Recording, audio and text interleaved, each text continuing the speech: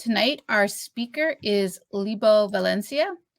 Libo is a mathematics educator with 13 years of experience who lives in New York. He is a passionate teacher who strongly believes that understanding mathematics can help all students develop critical thinking and problem-solving skills that can be utilized outside the classroom.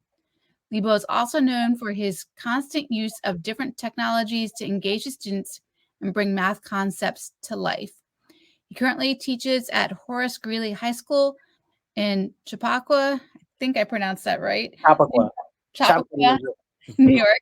And also at SUNY Lehman College in the Bronx, New York. He's a mathematics educator, and he has taught a wide range of subjects from remedial algebra classes to upper-level calculus. Libo also holds a Bachelor of Arts in Mathematics, a Master of Arts in Pure Mathematics, and a Master of Science in Educational Leadership. And so now I'm going to turn the presentation over to Libo. Thank you, Lee. So thank you everybody for being here, and welcome to Facilitating Math Play while building community and increasing student engagement. I am super excited to be here tonight to be presented. I'm so excited to see so many people. I'm hopeful that the ideas that are shared tonight are something that you find helpful and you can bring back to your classroom, and which will ultimately benefit your students. So before we even get started, my email address is there for your convenience. I am on Twitter. My Twitter handle is at Mr. Valencia 24. So before we even get started talking about Math Play, I would like to thank everyone for being here tonight. Everyone watching this at a later time. I am in New York. It is now 9:03 p.m. I know it's late. I know as teachers, we're always like, there's so many things to do. So I thank you for being here. I'm really, really hopeful that the ideas that we share today are something that you find beneficial and somewhat inspiring to bring to your classroom, so that you can facilitate some math play for your students. The fact that you're here tells me that you're trying to make a difference for your students. You're trying to do something good. So I really, really thank you for being here tonight. Okay. So I also would like to share that some of the ideas that I'll be like sharing tonight and talking about are like I found some inspiration on like from other educators. Some of the teachers in my department at Horace Greeley High School, I work with an amazing group of human beings and who inspire me every day. I also, about like 2 years ago, I opened a Twitter account, and I have connected with so many amazing educators. So I would like to thank all of them for the inspired work, the people that I work with, the people that I have connected on Twitter. This is not all of them. It was like the pictures were getting too small. I follow more people on Twitter, and I am just amazed and thankful for their willingness to always like share ideas, to share resources, to like help you with a question. I feel that I have an amazing PD team of superstars available on Twitter that I can always go back for either inspiration, resources, questions that I have. So thank you everyone for your inspiring work. Okay. So in addition, Lee gave you a little bio about me. In addition to being a teacher, I'm a dad. I'm a full-time dad. I have two little girls at home. I have my 6-year-old who's in first grade, and I have a 2-year-old. The 2-year-old does whatever she wants. So I'm going to talk about my 6-year-old who's in first grade and who loves school, loves math, luckily. So right now, whether you have children or not, whether you work with young children, we're going to do a chat explosion. So if you're not familiar with the chat explosion, I'm going to ask you a question. In this case, the question is, what is one thing that young children love to do? And then we're going to do like a countdown from 5. You're going to type in your response in the chat, but you're not going to press enter. We're all going to press enter at the same time. So the question again is, what is one thing that young children love to do? So we're going to do a chat explosion in 5, 4, 3, 2, 1, and go. There you go. Yes. Play games. Feel free to share. What is one thing that young children really love to do?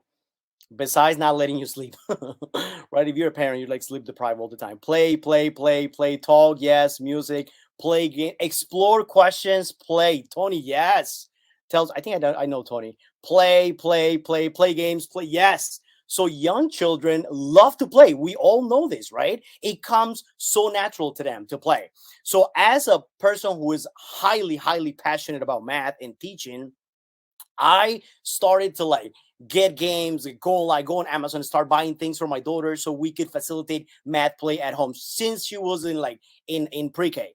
So I will like buy, get some cars and say, all right, let's practice some addition. So she will like pick two random cars, they add up to 15, and then I will give her dice and say, okay, now use this 4 dice to like add up to 15, and then gave her like dice for different colors, like just do it again, and then let's do it again, but don't use the numbers that you previously used. So she's like excited. She's trying to like figure this out. We also got some toys where like we will play with different shapes, and I will give her like we will do something in 2 dimensions, and I will say, Nana, you think we could make that in 3 dimensions? And then she will like try to do it and something like that. It didn't always work, but it was fun. We would start to play. We also like did math play like with like exploring shapes, exploring numbers, exploring patterns, to the point where like when I told my daughter, okay, let's play, she will ask me like, math play or play. And eventually became like a thing. We would come down to the basement and like set up some math play, and she had a lot of fun. So what I noticed with my daughter is that it became like she became really engaged, and she would like come downstairs and be like, oh Tata, can we play with the box, can we build this, can we like, so she took the initiative to like, oh, let's first it was like me setting it up for her so I could like practice addition, practice whatever I needed to practice, or like whatever I wanted her to practice. But then it became something where like she wanted to do it, until like I noticed that she started to like ask me questions and do things. I really want to share the next story.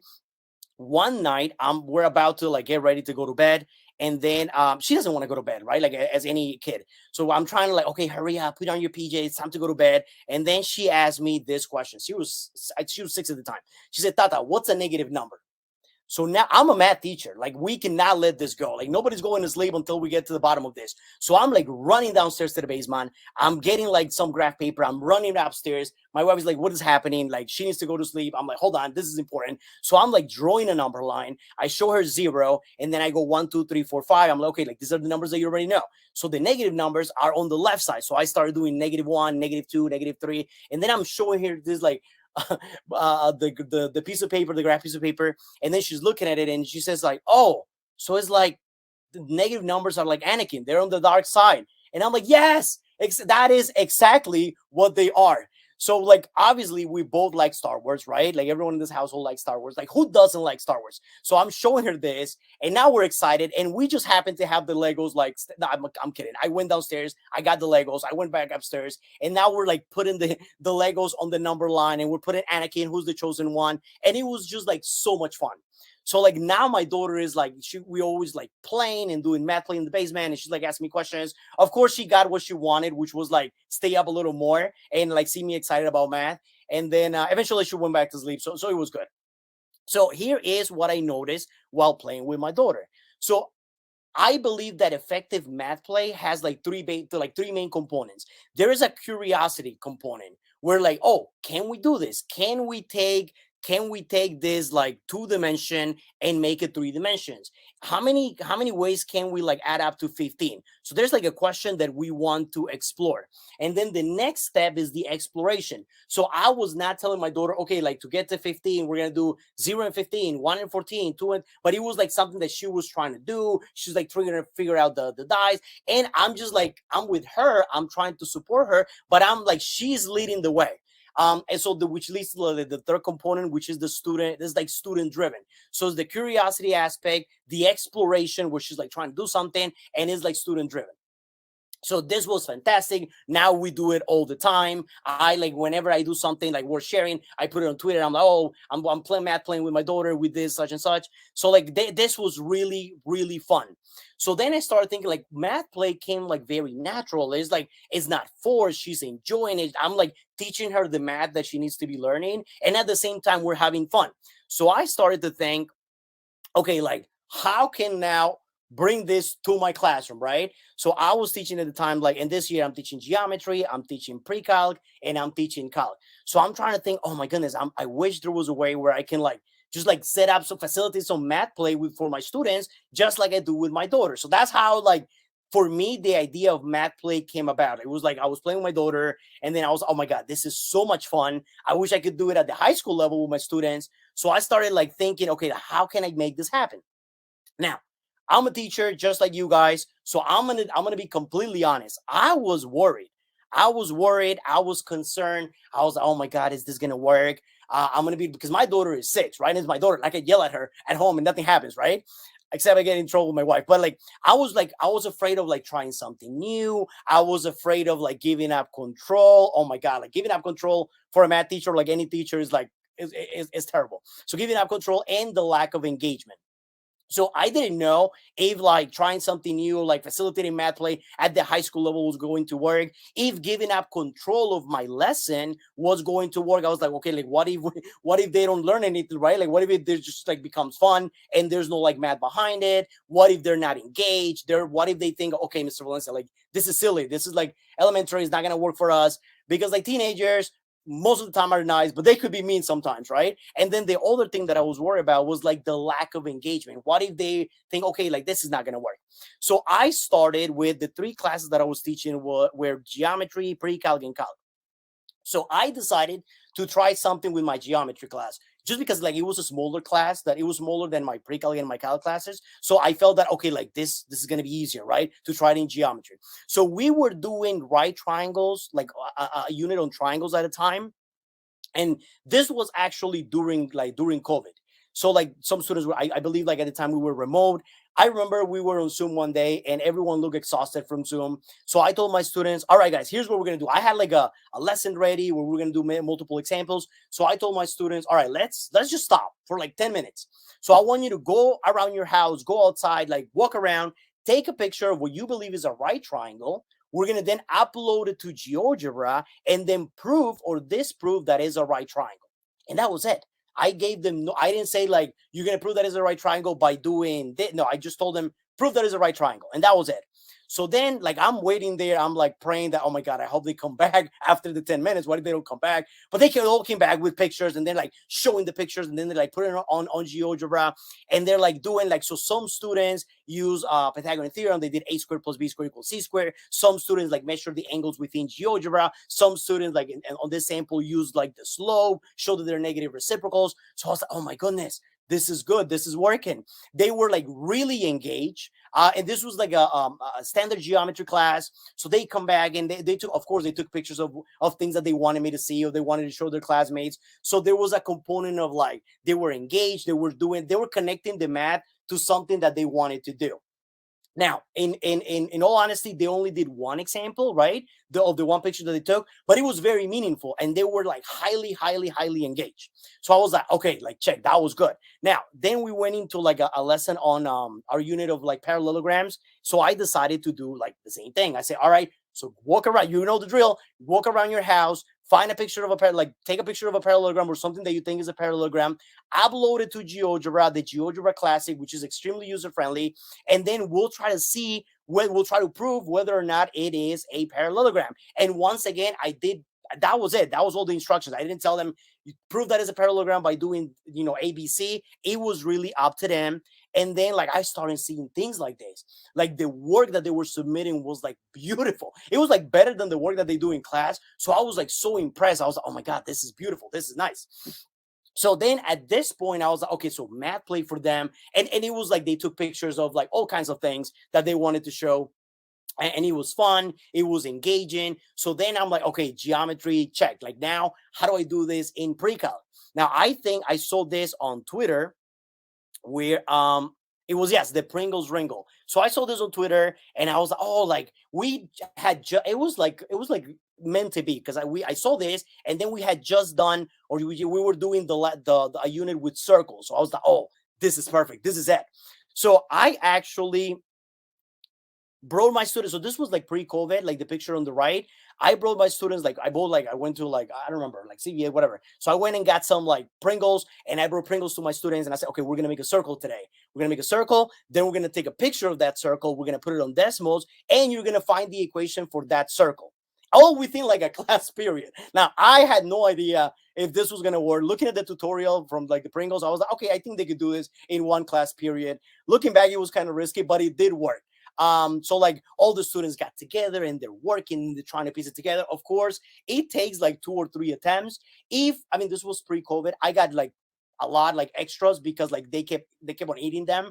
So it was fun. It was like they worked together, they're like making their circle. I also did it last year while we were in a hybrid model. So some students, like most students, were remote at the time, so they did it. They bought the Pringles themselves and they did the circle. So like once they got the circle done, they took a picture of it, they put it on Desmos, and then they were able to find the equation for that particular circle. So there was like the aspect of like, okay, let's do some math play, let's do something together, like with all their classmates, and now let's put that equation, put that picture on Desmos, and now let's find the picture for that particular circle. So once again, it was a blast. Students had a lot of fun. Another thing that happened was a couple of students, as they did the Pringle, it didn't actually, as they did the circle, it didn't actually look like a circle. It looked more like an ellipse. So they were like, oh, Mr. Valencia, when I do like my circle, it's not a good fit. So then it was like beautiful because then we were going into conic sections, and then I got to do ellipses. So I was like, oh, well, let's talk about ellipses. So then like this student, like the student in this picture actually ended up doing like an ellipse equation, and it was perfect. It felt natural. It wasn't like, okay, like here is an equation. Just because I'm showing it to you, he actually needed the equation of an ellipse to match his Pringle thing. So once again, it worked in geometry. Now I did it in pre-cal. It worked. The students are highly engaged. Not only that, but they're having fun. They are like so proud sending me these pictures. Like I wish you could see their faces, but they were like so happy sending these pictures, sending them to one another. I also teach like multiple sections of like pre-calc. So like I noticed like they were like sending the pictures. Like, oh, look at my circle. Look. So it was beautiful. It was nice.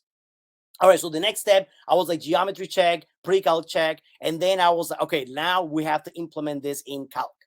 So in calc, we're doing an optimization unit. So I do all the optimization problems that you will do on the first day, and then they come back the next day. They come back, and then as they are walking into the classroom, I'm giving them a piece of paper from the printer, right? And I'm like, all right, so remember the problem that we did yesterday with the optimization? We're trying to. This is a classic calc problem where you cut out the corners and then you make the box with the greatest possible volume.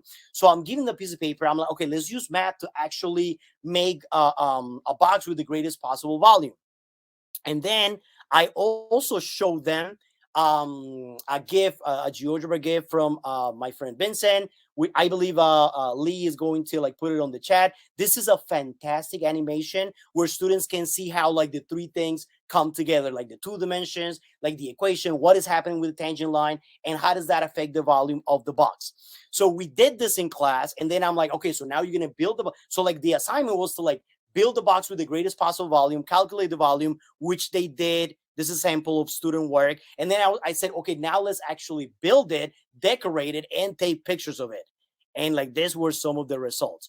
And some of the students, again, this was like last year. So some of them were in class, some of them were at home, but nonetheless, the fun was the same for everybody. They built it, they did everything, they like decorated it. It was amazing. The students that were at home, they did the same thing. They did decoration. This student used like a quote from Star Wars.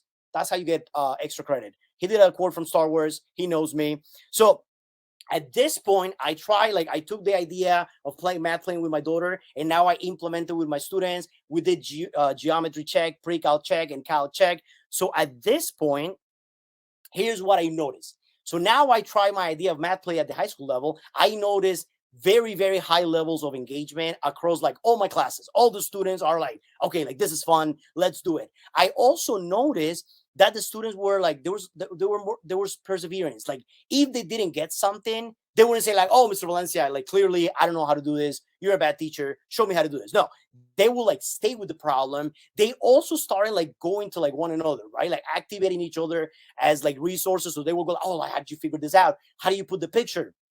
The best the best tech people you can have is your own students. Like they will like figure things out, they will help one another. And the other thing that I noticed was like students really started taking ownership. Students in geometry, they will take pictures of something that was like important to them. Students in pre-calc, they did the circles, the Pringles, and they were extremely happy. And then the students in calc were even like decorating their boxes. So I noticed high levels of engagement. Students were persevering, like staying with the problem, trying to figure it out, and there was like ownership over the material.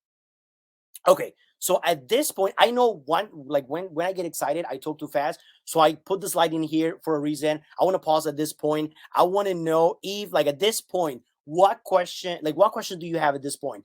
By the way, I want to get a shout out to an amazing math Jedi teacher, Miss Kate Played at Horace Greeley High School. I used to say, like, do you have any questions? But now because of her, I said, what questions do you have at this point? So at this point, I'm going to open the chat, and I want to know if anybody, does anybody have any questions? Like, what questions do you have at this point? Does anybody have any questions?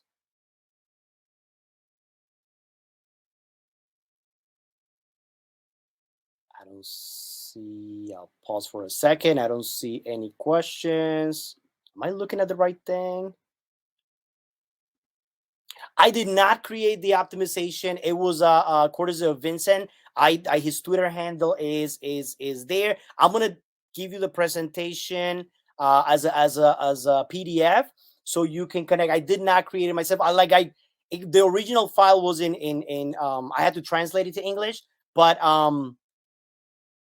it will be included on the presentation. Oh, I've read many, many books. There's like too many. I actually, there was a tweet that where I posted like some of the books that I've read. This was like during the summer. Some math books, so that might be helpful. How am I choosing the activities? So the question is, how am I choosing the activities and problems? It's really, I'm not trying to do anything too different. I'm trying to like take the lesson that I already have for geometry or the lesson that I already have for optimization, and then trying to adapt that in a way that it will facilitate math play for the students so that they can take some ownership over their learning. How often? Oh, this is a great question. I actually want to talk about this. So this is not something that I do like every day, of course. What I try to do is I try to implement a lesson of math play at least like once within every chapter, once within every unit. The question was like, how often do you do this? Did you find good transferability from play to problem solving more traditional formats? So what I noticed was that the students were way more engaged than if you gave them like a regular worksheet or a regular activity, and also they were more willing to like stay with the problem. Like if something wasn't working, they will like stay and try to figure it out themselves. All right. All right, so I'm glad I stopped. There will be another opportunity for me to like answer questions. All right, so at this point, I try math play with my students. I know it works. I know they're engaged. So at this point, I go into math play, what I call math play 2.0. So this year, in my pre-calc class, we were learning polar coordinates, which is a common topic in pre-calc, sometimes algebra too. So I decided to play a game of Battleship with them. So for that, we use GeoGebra applet. GeoGebra is like the best for these things. So I use a GeoGebra applet. I got it from Daniel. So in this GeoGebra applet, students get like multiple. They have to use like polar coordinates to figure out to hit the boat. This was extremely engaging for the students. They went outside, they were like staying in the room, and they were like so competitive. So this was a lot of fun. And instead, like I could have given them, I don't know, like a worksheet or some practice where they were plotting, I don't know, 10 points, 20 points. They probably did like over 100 points, like in polar coordinates, just by playing this game. And they were extremely engaged. Then we started like timing each other, like, oh, who can get like the most in like within 1 minute? Who can do the most within like 10 seconds? So it was fun. They had a fantastic time. I had a fantastic time watching them. And it was like, oh, another thing that is worth mentioning is like anytime I use like GeoGebra or Desmos, the technology comes very natural for students. So it's always, as a teacher, like I'm a little hesitant, like, is this gonna work? Is this not gonna work? But I will rather try it and like find out whether it's gonna work or it's not gonna work. And then the students are usually fantastic at figuring out things. So the Battleship was like a winner. This was like very good. Um, another thing that I tried, this was actually last year. We had just finished our unit on rational functions. And then I decided to give my students a Desmos art project. So these are some of the instructions. I try to keep them like very, like I was trying to be very flexible. I said, okay, so like incorporate at least 8 different types of functions. You're not limited to the number of equations. I didn't want them to feel limited, like, oh, you have to do this functions, this number of equations. I said, make sure you have some like domain and range restrictions. I was afraid that, okay, like, how is this gonna work? Like, is it gonna be too hard? Is it gonna be too easy? Are they gonna just like do something? I don't know, like something like very simple, or are they gonna like actually run with the project? So there are a lot of Desmos projects online. So what I decided to do was I teach at Horace Greeley High School in Chappaqua, New York. So what I decided to do was like our very first Desmos art project was based on like our school. I said, oh, you know what? Let's do like school spirit. It could be something like from our school, from like the elementary, from the middle school. So something like related to us. So that way it was like harder for the students to like find something that was already done. It was something that meant something for like us, right? For students in Chappaqua. So these were some of their projects. Now, when I tell you that I was blown away by the work, that's like an understatement. I asked students to do like at least 8 functions. So I was expecting, all right, they're gonna do like, I don't know, 12 functions, 15 functions, or 15 equations, 20 equations. Some of the work that I got, it was unbelievable. Some students submitted like 80 equations or like 90 equations. I was like, why would you do that? There's so many of them. But it was because like they took like pride on their work, right? This is a picture of actually like Horace Greeley, and there were like so many equations on that thing. They were like domain restrictions, range restrictions. There were like all types of different functions, even things that I didn't expect them to do, they did. Here are a few older samples. And again, this was like Horace Greeley, Chappaqua related. So it was a Desmos art project based on our school. So it was amazing. It was unbelievable. The students were like posting it on their social media. They were sharing it with one another. It was fun. So then so we did this, and then later on we're doing a section on we're conic sections. So then the students say, Mr. Valencia, why don't we do another like Desmos art project? Now at this point I know they're gonna do it, they're gonna do a good job. Now I'm like, okay, yes, let's do it. So I run with them. So this time I said, okay, what do you guys want to do? So why don't we do it about like our favorite movie or our favorite book?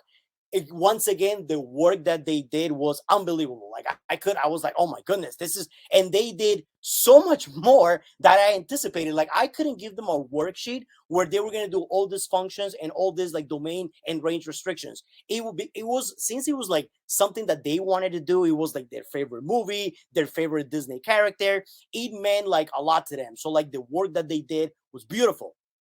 Here are a couple of examples.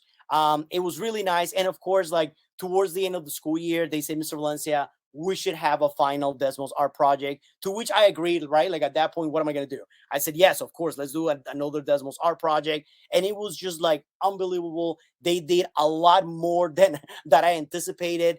And it was beautiful. And not only is it like pretty and it's nice and they're using technology, but the math that went behind this was like absolutely amazing. It was beautiful. It was nice. And they got to practice a lot of math concepts that I don't know how they will get to practice like all of these equations within a worksheet, right? The fact that we have this technology, it's a great advantage. And like I said, our students are very comfortable with the technology. It's like at their fingertips. Like there were within this project, there were things that I didn't know about Desmos. I was afraid. I was like, should I do this? Should I not do this? But like as we started working and students started to have questions, they started helping one another. They were like, Mr. Valencia, how do I change the color? I was like, oh Jesus, like I don't know, let me try. And then we were like troubleshoot, but like by the time they were experts, and they were like, oh, Mr. Valencia, you know you could do this on Desmos. And I will be like, oh, I'll be like happy, and I'll be like sharing that with other people. So the Desmos art project was fantastic, was great. Again, in terms of the instructions, I tried to keep it like very flexible so that the students will actually like come up with more. I didn't want them to feel like, oh, you have to do just trigonometric equations. You just have to do exponential functions. I said like, okay, use like 8 different types of functions. There are no restrictions on the number of equations. And this was really like a winner. All right, so the Desmos art project is something that I will highly, highly, highly recommend.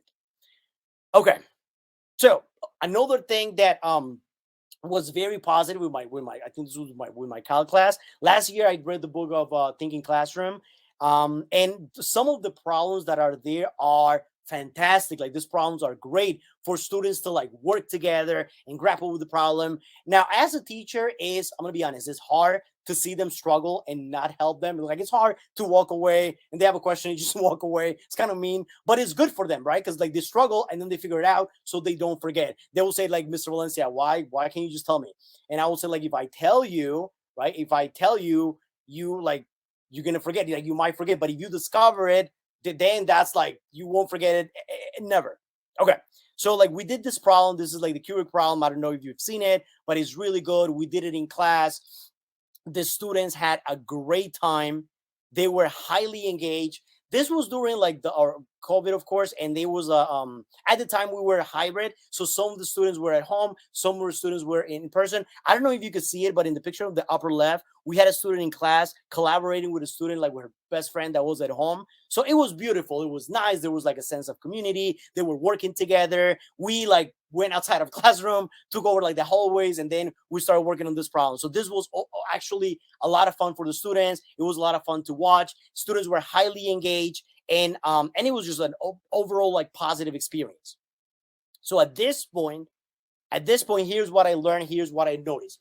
So at this point, like we're doing like Math Play 2.0, I noticed that the students will usually do more than it is required, which was the same thing that happened with my daughter earlier. Like she will do more than I expected, and that made me really happy. So the same thing happened with my students. They will do, but they will go like the extra 10 miles, right? Because they will do way more than I expected. There was also once again the component of like ownership over the material. Like a student did SpongeBob, and he wanted that picture to be perfect, and it was. And there was also a sense of like community building where students trying to like they were like helping one another. They were like, oh, let me see your project. What did you do? I'm doing this. I'm doing Patrick. I'm doing SpongeBob. So it was like it was really positive overall. The students definitely did more than required. There was like ownership over the material, and there was like community building. Not only it was beautiful to see that some of the students from like my course one pre-calc were like talk and discuss the project with like the other students from like course 5 and course 7. So it was very nice. All right. So as I'm a teacher just like you, I have the same problems, the same issues. So I want to be completely honest and completely transparent with everyone here tonight. So in full disclosure, Math Play is not something that I do every day. I wish I did it every day. It's not something that I'm able to do in every topic. I'm thinking like if I'm teaching implicit differentiation, it might be hard to like start with Math Play. And it might like it doesn't always apply. You might have a class that is not ready, right, to take ownership or to be like leading.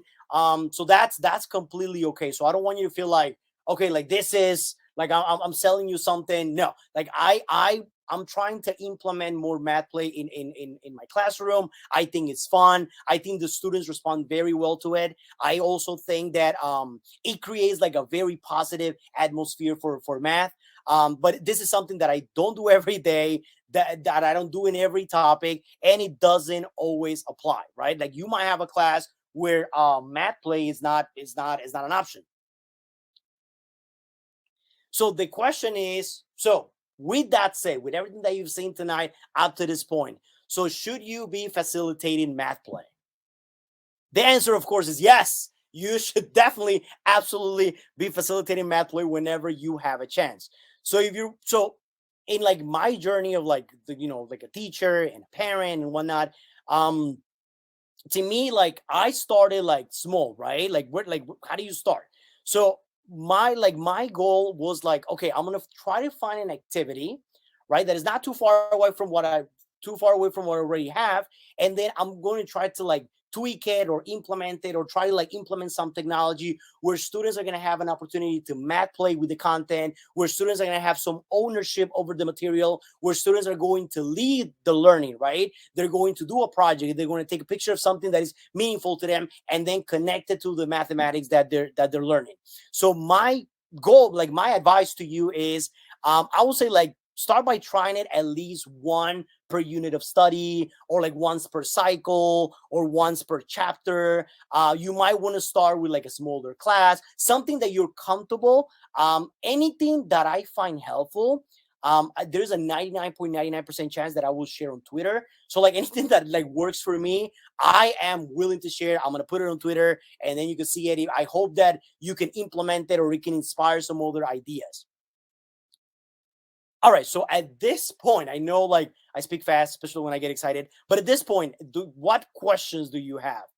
I'm going to open the chat, and at this point, what questions do you have?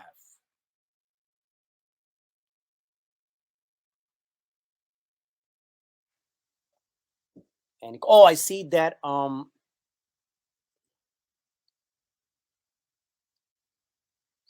Any questions?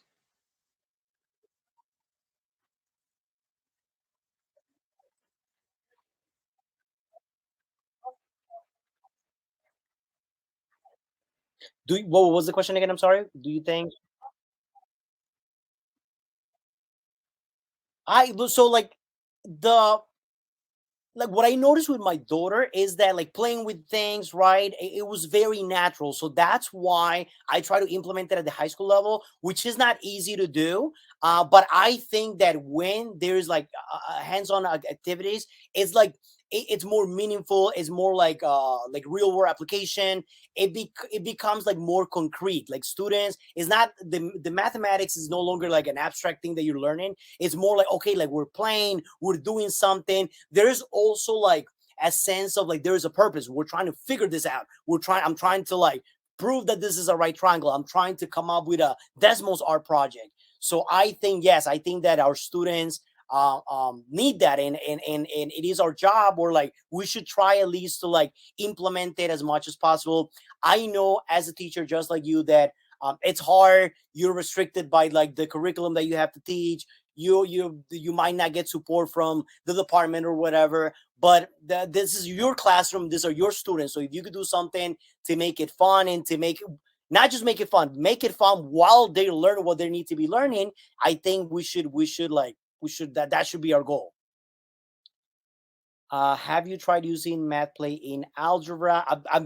Haven't taught algebra in the past, I don't know, few years, but it's something that, oh yes, definitely I would love to implement. Have you had any pushback that you are asking them to play with toys? No, Jeanette, no, not really. Where the my school, Horace Greeley High School, they have been nothing but supportive. Both like the department, the administration, they support my crazy idea. So I'm very thankful. I think in that sense, I'm lucky. I'm blessed that I get to do these things, and the students run with it. The students like will go and buy Pringles themselves and have them ready, and I will send them an email and advise like, okay, make sure you have Pringles for next class. You're gonna need them, and they will have them. I think the other thing is that you have to build that rapport with your students, that connection, because if that's lack, then the students are not going to say, okay, no, I'm not going to get Pringles for you. But if you have that connection with the students, they will do what they need to do. um yes, great to see. Okay. uh what sort of math play might support struggling 8th, 9th grade students, especially with functions, systems, and other very fun abstract ideas? So I can't think verily, I can't think of something off the top of my head. But if we connect via Twitter. If I come across something, if I think of something, I'll be more than willing to share. Again, I haven't thought like my experience is more like high school, and I've been teaching mostly like 10, 11, and 12. But I'm sure it's possible to do it in algebra and the middle school level. So if I come across something, I'll be happy to share. Okay, so at this point, I'm going to go on. We'll hopefully have more time at the end for more questions, and then so at this point, I wanted to share some other ideas that I found helpful and that usually increase student engagement in all my classes, and can also lead to math play. Regardless of the class that you're teaching, regardless of the level, like these ideas are like legit, like they are the real thing. So one idea is using math memes. I think that the master Jedi of memes is Howie. If you're not following him on Twitter, you should like open a Twitter account and follow him just for the memes. I don't think these are his. He's just like an inspiration. He could make a meme out of anything, and they are fantastic. They're extremely funny. And like if you think about it, memes are like applied math, right? Because you have to understand the math to like laugh at the meme. I think this is one that I made with one of my geometry classes last year. They were all big Star Wars fan. Like I said, who doesn't like Star Wars? And so like you having math memes in the lesson, it makes the lesson fun. It's engaging. It's something that students remember. And it doesn't like usually what I do is I take the presentation that I already have, and then I find something related to like, for example, parallel lines. Parallel lines have so much in common. It's a shame they'll never. So I'll put that in the presentation, and then the students remember it, right? And it's like fun. Another great idea that I've been using lately is using same but different, the routine, especially like at the beginning of class by Dr. Looney. This is also like a fantastic way to like get students to talk, get students to like share. And sometimes it actually leads into math. You can actually also ask students to come up with their own, like, okay, make up your own like same but different within the topic that you're doing. So it's not exactly like the math play that we discussed before, but it can lead to math play. It also has the component of like student ownership and student engagement. So same but different is also very helpful. I found very helpful in across all the classes that I'm teaching. Visual patterns. This like saved my life last year because last year when we were remote at the beginning of the school year, I had like a morning class, and like it was so hard to get them like engaged, to get them to talk because it was early and they were remote. Now I'm not saying that the students like their cameras were on and they were like taking notes, but it was like very passive, and that's not like clearly that's not my style. So what I started doing is like starting class with like, okay, here is a visual pattern. What will step 4 look like? So for the students that were at home, they would like throw in a piece of paper, bring it to the camera. And then for the students that were in class, I will like walk around and see it. You could also ask the students to come up with their own patterns, right? To exchange it. Like, okay, like you guys come up with a pattern, and then the older group is going to figure out the next step. This could be, for the person that asked me about functions, right? This could be a great thing to lead into functions, patterns, see what's happening. So visual patterns, highly recommended. The other thing that I have in here, is of course, which one does not belong. We started today's presentation with a which one does not belong. I like, so on their website, they have many amazing resources. If you use the hashtag WODB, you could also find other things. I like some of the ones that I use are from like using like my daughter's toys, the Legos, anything that we have. So it's also fun. This is which one does not belong is probably one of the best and like, or not probably one of the most effective ways to start class if you want the students to participate. The beauty, if you're not familiar with it, the beauty is that you're presented with 4 choices, and then there is an argument can actually be made for each one of the choices, which makes it very safe for students to share in math class. So this is fantastic. I think it could also be used beyond math, but I use it in my math class all the time. The students like it. They love it. If you can relate it to Star Wars, it's even better. But if not, it's okay. All right. So I think the last thing. So if you do any, like I said, any math play ideas that I have, I will definitely be sharing on Twitter. My Twitter handle is @MrValencia24. I also have a YouTube channel. The YouTube channel is more for like math, like tech tools that I found helpful, or like short tutorials on different things. So you could check that out if you want. And please, if you do any math play with your students, if you find some of these ideas inspiring and you want to try them, like tag me on it or use the hashtag math play. Anything that I've done, if you click on the hashtag math play, you can see like all the things that I've posted. And if you do something, please like share it, so like we can all use it. We can all learn from it. All right. So as we finish up, I want you to think about this question for a second. So what if math class was every kid's favorite class? I'll let you like think about that for 30 seconds. You know how like a lot of people don't like math? We need to change that. So what if math class was every kid's favorite class? I'm going to be honest, like this is my dream. This is my dream. And I think that this is the right time. Like I feel that we're the ones, right? Like we are the teachers that could make this happen. I think that one great advantage that we have nowadays is technology. I feel that technology can really make a difference because the technology comes very natural for students. So like I'm not saying like use technology instead of teachers. No, like let's harness the power of like the technology to make math class like fun for students, right? And I'm not saying just like make it fun, right? Like, oh, just do like fun things and projects. Like, no, make it fun while they learn the material, while they learn the content. Like, I'm passionate about math and I'm passionate about teaching. So to me, I think that there is no reason whatsoever why math class shouldn't be every kid's favorite class. And then the last thing that I want to say is thank you so much for being here. I really hope I didn't speak too fast. When I get excited, I talk too fast. And then at this point, if you have any questions that you want to ask me, this will be a good time. I'm going to scroll down. If anybody, Lee, if you see any questions, if you had any questions, let me know. I don't see anything. I don't see any new questions, just some resources that were shared by Ma Bernadette, the cultural games from around the world. Yes. So I definitely think hopefully people will check that out. Looks like she might have posted 2 separate links there, or maybe they're Oh, related. thank you. Thank you so much. I'm not on LinkedIn. I'm just on Twitter. I'm gonna be honest with you. Like 2 years ago, I had no social media whatsoever. I opened a Twitter account thanks to Dr. Tony Sinanis. And it was, I mean, opening a Twitter account has been extremely helpful. I found like I've connected with so many amazing people, and I found so many inspiring ideas that I'm bringing back to the classroom and are making a difference. So I don't have like, besides Twitter, I don't have anything else. You're very welcome, Juan. Can you suggest some good GeoGebra people to follow? Yes. Let me actually put the presentation as a handout, so you can see it there. So I'm gonna right now share the presentation as a handout, I believe, as a PDF.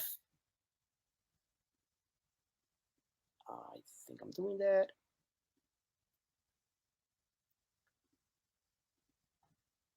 I don't know.